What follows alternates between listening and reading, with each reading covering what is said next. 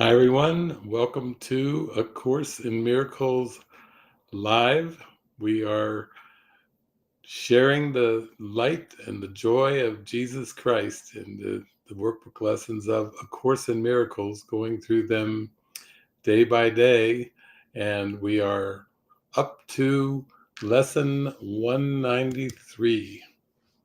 All things are lessons God would have me learn. God does not know of learning, yet his will extends to what he does not understand, in that he wills the happiness his Son inherited of him be undisturbed, eternal, and forever gaining scope, eternally expanding in the joy of full creation, and eternally open and wholly limitless in him. That is his will, and thus is his will provides the means to guarantee that it is done.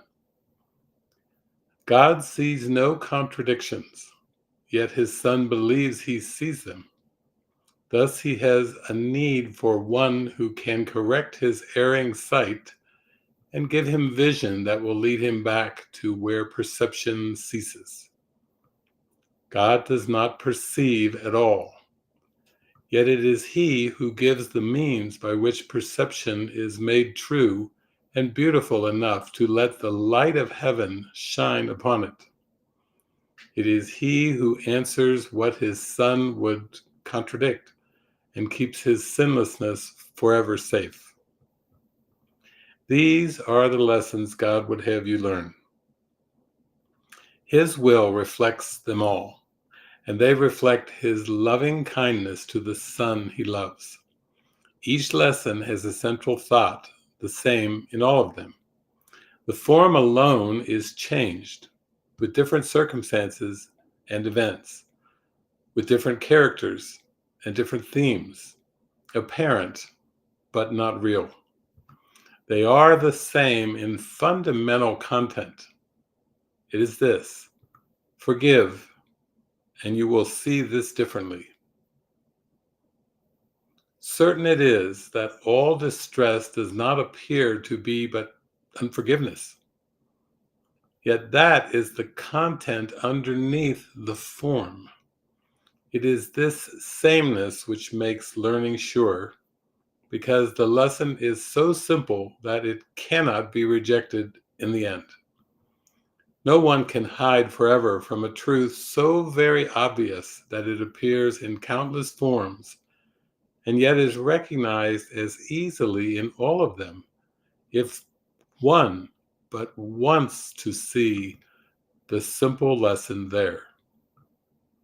Forgive, and you will see this differently. These are the words the Holy Spirit speaks in all your tribulations, all your pain, all suffering, regardless of its form. These are the words which temptation ends, and guilt, abandoned, is revered no more. These are the words which end the dream of sin and rid the mind of fear. These are the words by which salvation comes to all the world. Shall we not learn to say these words when we are tempted to believe that pain is real and death becomes our choice instead of life? Shall we not learn to say these words when we have understood their power to release all minds from bondage? These are words which give you power over all events that seem to have been given power over you. You see them rightly when you hold these words in full awareness. And do not forget these words apply to everything you see or any brother looks upon amiss. How can you tell when you are seeing wrong or someone else is failing to perceive the lesson he should learn? Does pain seem real in the perception? If it does, be sure the lesson is not learned. And there remains an unforgiveness hiding in the mind that sees the pain through eyes of the mind directs. God would not have you suffer thus. He would help you forgive yourself. His Son does not remember who he is. and God would have him not forget his love and all the gifts his love brings with it. Would you now renounce your own salvation? Would you fail to learn the simple lessons heaven's teacher sets before you, that all pain may disappear and God may be remembered by his Son?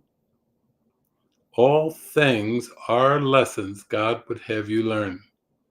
He would not leave an unforgiving thought without correction, nor one thorn or nail to hurt his holy Son in any way. He would ensure his holy rest remain untroubled and serene, without a care, in an eternal home which cares for him. And he would have all tears be wiped away, with none remaining yet unshed, and none but waiting their appointed time to fall. For God has willed that laughter should replace each one, and that his Son be free again. We will attempt today to overcome 1,000 seeming obstacles to peace in just one day. Let mercy come to you more quickly. Do not try to hold it off another day, another minute, or another instant. Time was made for this. Use it today for what its purpose is. Morning and night, devote what time you can to serve its proper aim, and do not let the time be less than meets your deepest need. Give all you can, and give a little more. For now we would arise in haste and go to our Father's house. We have been gone too long, and we would linger here no more. And as we practice, let us think about all things we saved to settle by ourselves and kept apart from healing. Let us give them all to him who knows the way to look upon them so they will disappear. Truth is his message. Truth his teaching is. Here are the lessons God would have us learn. Each hour, spend a little time today and in the days to come in practicing the lesson in forgiveness in the form established for the day, and try to give it application to the happenings the hour brought, so that the next one is free of the one before. The chains of time are easily unloosed in this way. Let no 1 hour cast its shadow on the one that follows, and when that one goes, let everything that happened in its course go with it. Thus will you remain unbound in peace eternal in a world of time. This is the lesson God would have you learn. There is a way to look on everything that lets it be to you another step to him and to salvation of the world. To all that speaks of terror, answer thus: I will forgive, and this will disappear. To every apprehension, every care, and every form of suffering, repeat these self-same words, and then you hold the key that opens heaven's gate and brings the love of God the Father down to earth at last to raise it up to heaven. God will take this final step himself. Do not deny the little steps he asks you take to him. All things are lessons God would have me learn.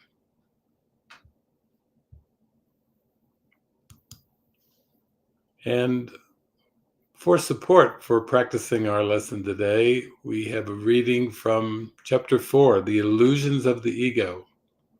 Section 5, The Ego Body Illusion.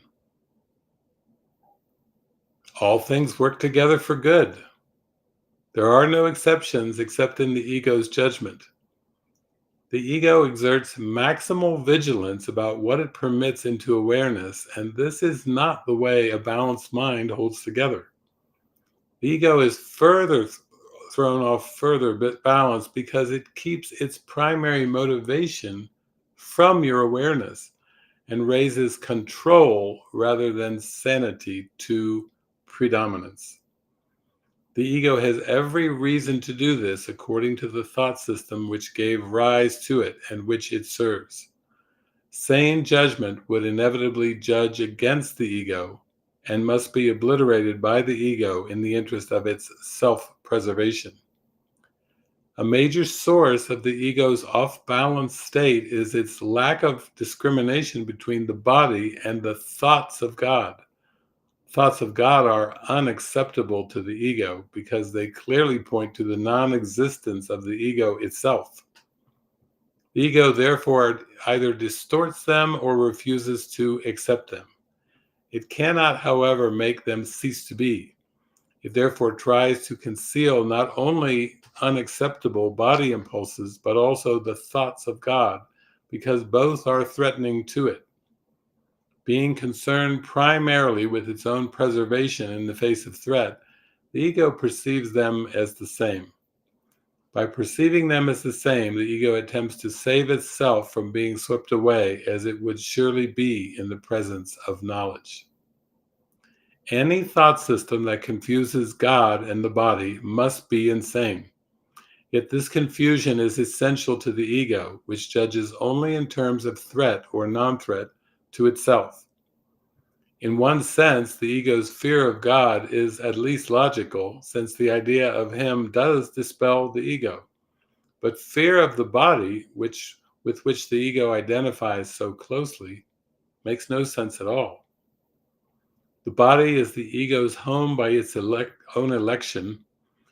It is the only identification with which the ego feels safe, since the body's vulnerability is its own best argument that you cannot be of God. This is the belief that the ego sponsors eagerly. Yet the ego hates the body because it cannot accept it as good enough to be its home. Here is where the mind becomes actually dazed. Being told by the ego that it is really part of the body and that the body is its protector, the mind is also told that the body cannot protect it. Therefore, the mind asks, "Where can I go for protection?" To which the ego replies, "Turn to me." The mind, and not without cause, reminds the ego that it has itself insisted that it is identified with the body, so there is no point in turning to it for protection. The ego has no real answer to this because there is none, but it does have a typical solution. It obliterates the question from the mind's awareness. Once out of awareness, the question can and does produce uneasiness, but it cannot be answered because it cannot be asked. This is the question that must be asked. Where can I go for protection? Seek and ye shall find does not mean that you should seek blindly and desperately for something you would not recognize. Meaningful seeking is consciously undertaken, consciously organized, and consciously directed. The goal must be formulated clearly and kept in mind. Learning and wanting to learn are inseparable. You learn best when you believe what you are trying to learn is of value to you. However, not everything you may want to learn has lasting value. Indeed, many of the things you want to learn may be chosen because their value will not last. The ego thinks it is an advantage not to commit itself to anything that is eternal, because the eternal must come from God. Eternalness is the one function the ego has tried to develop but has systematically failed to achieve. The ego compromises with the issue of the eternal, just as it does with all issues touching on the real question in any way. By becoming involved with tangential issues, it hopes to hide the real question and keep it out of mind. The ego's characteristic busyness with non-essentials is for precisely that purpose. Preoccupations with problems set up to be incapable of solution are favorite ego devices for impeding learning progress. In all these diversionary tactics, however, the one question that is never asked by those who pursue them is, what for? This is the question that you must learn to ask in connection with everything. What is the purpose? Whatever it is, it will direct your efforts automatically. When you make a decision of purpose, then you have made a decision about your future effort, a decision that will remain in effect unless you change your mind. And I did go to the Course in Miracles search program today, and I did type in 2 words, all things, and amazing results came up. I know you will love them. I know they will be helpful for practicing and remembering today's lesson. Remember, the lesson is all things are lessons God would have me learn. All things work together for good.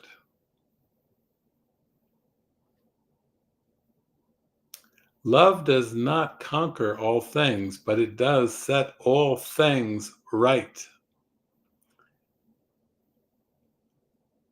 It is everything because it encompasses all things within itself. It has no boundaries because its extension is unlimited, and it encompasses all things because it created all things. By creating all things, it made them part of itself. All things are possible through our joint decision, but mine alone cannot help you. The Bible enjoins you to be perfect, to heal all errors, to take no thought of the body as separate, and to accomplish all things in my name. Yet it is still His will for you, and His will must stand forever and in all things. The Holy Spirit in you forgives all things in you and in your brother. To God, all things are possible. For it is the function of love to unite all things unto itself and to hold all things together by extending its wholeness. In it are all things that are eternal, and they are one. For He will give you all things that do not block the way to light. In time, He gives you all the things that you need have, and will renew them as long as you have need of them. How gracious it is to decide all things through Him whose equal love is given equally to all alike. All things you made have use to Him for His most holy purpose.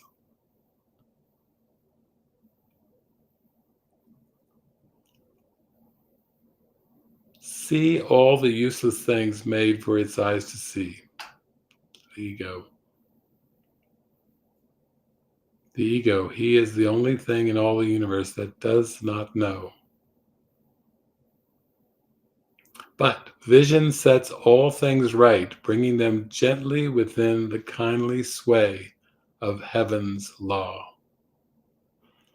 Ah, how beautiful. And I'd like to close today's session with a song, starting off with a song from Elisa Amor in her album In Every Heartbeat. And this song is Let All Things Be Exactly as They Are. And then, since we are on the cusp of our Strawberry Fields Festival beginning tomorrow morning at 10 a.m., I am going to just hit the shuffle button and let's hear some renditions of the theme song by the Beatles to get us in the mood for this beautiful celebration of Christ's love and our devotion to forgive all illusions and remember the eternal love of God and our eternal identity as the living Christ.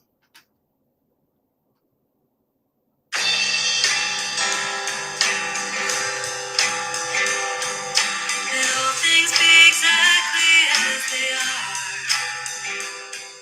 Let all things be exactly as they are.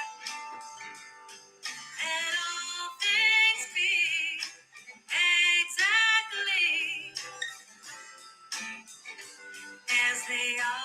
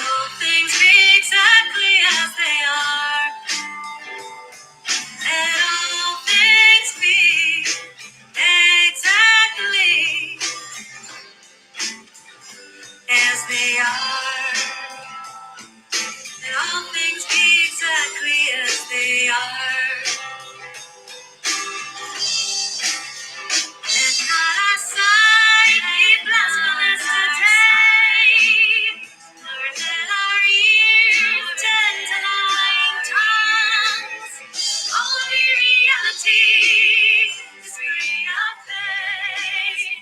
Only reality is free of loss. Only reality is holy safe. Only this we seek today. And it is only this we seek today.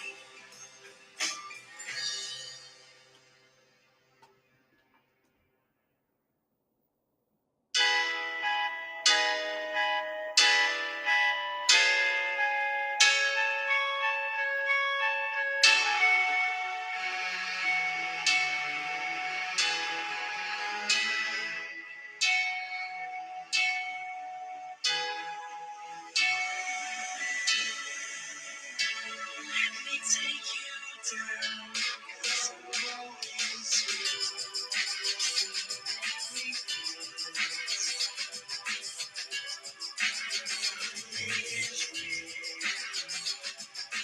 nothing to get hung about.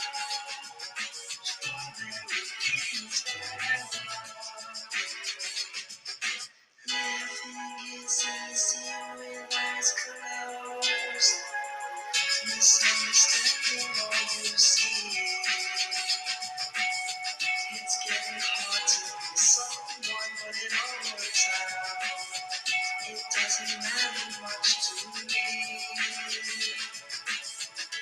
Let me take you down some rolling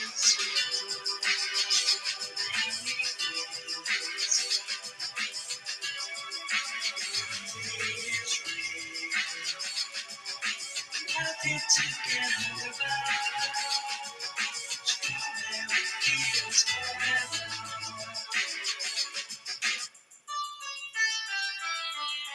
No one I think is in my dream.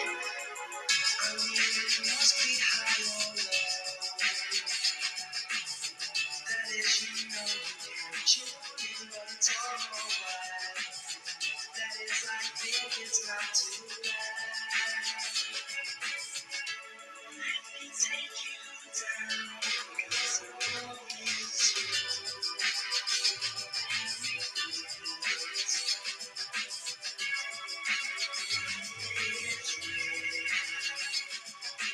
nothing to get hung about. Strawberry fields forever.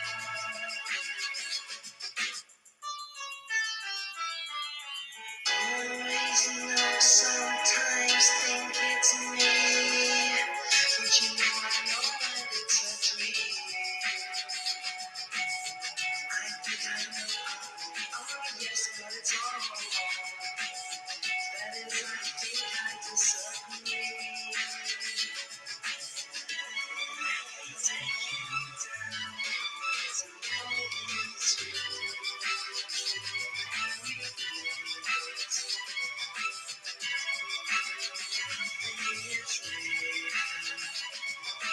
nothing to get hung about. Strawberry fields forever.